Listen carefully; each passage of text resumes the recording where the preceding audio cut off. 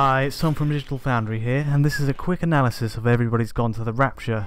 Not until this whole thing blows over. Well, it's more than a little odd. I mean, this is Jordan, for goodness sake. Now, there are times when a game's visuals take priority over its frame rate, and this one definitely fits the bill. Developed over the last 3 years by The Chinese Room, a small but upcoming UK studio, there's no explosive action or twitch shooter controls to speak of here. Instead, the team uses CryEngine technology to produce a gorgeous rural backdrop on PS4.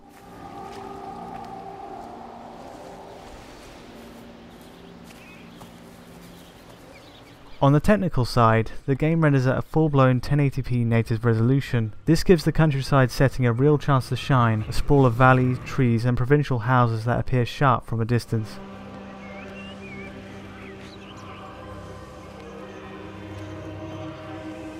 Post-process anti-aliasing also removes a lot of the pixel crawl you usually see while panning the camera. It's a temporal trick included in the engine that helps reduce flickering on trees especially. This does mean Everybody's Gone to the Rapture looks perhaps less crisp than we'd expect from a full 1080p title, and with motion blur added too, even gentle nudges to the camera really softens the image. In fact, you can see the algorithm change just as you start to move. It's almost like an on-off switch.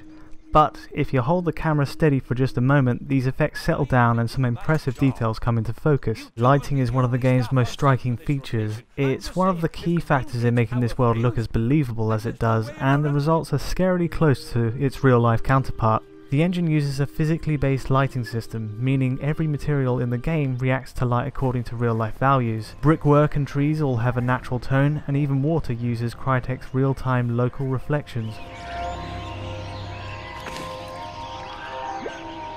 Frosted windows are a high point too.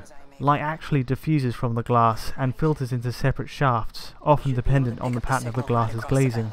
But how about performance? Well, it's no secret the game doesn't feel as smooth as it could, and though this game hardly relies on fast player reactions, there is a sense that its performance needs some fine-tuning. Essentially, Everybody's Gone to the Rapture runs at between 30 to 40 frames per second for the most part. VSync is engaged, so there's no tearing, but the fact that it's capped at 60 frames per second is a problem. The game never comes close to hitting 60, or even 50, and instead runs at a variable number that never feels fluid in motion. Capping gameplay performance to 30 frames per second would in theory help hugely. To explain, when the graph moves between 30 and 40 like so, it creates an uneven sense of motion as you walk forward. But keeping it at a set number like 30 makes sure every frame rolls out at a consistent rate. Even though it's theoretically not giving us the maximum output, the perceived result should be a lot better. That being said, there are points where even a cap like this might not save it from the dreaded stutter. Some areas drop to the low 20s, and others, like this bedroom overlooking the town centre, surprisingly waver below that. It's not a deal breaker given the game's art and story driven priorities and given the technology running underneath, but at such a sluggish pace it can occasionally be a distraction from the great things the game has to offer. Fortunately, this isn't common, and the game's focus on a realistic open village to explore, packed with great lighting effects and tiny details, is a real saving grace. Anyway, we'll leave you with the rest of our walk around Yorton Village. If you like this analysis, feel free to like and subscribe, and see you in the next one. Mrs. Boughton wandered off that way before they closed the road.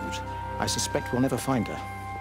Not until this whole thing blows over. Well, it's more than a little odd. I mean, this is Jordan, for goodness sake.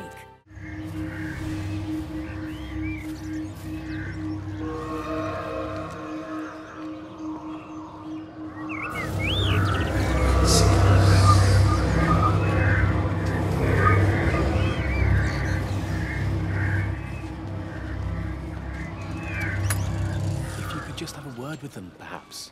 They listen to you. Well, I really don't see what it has to do with me at all.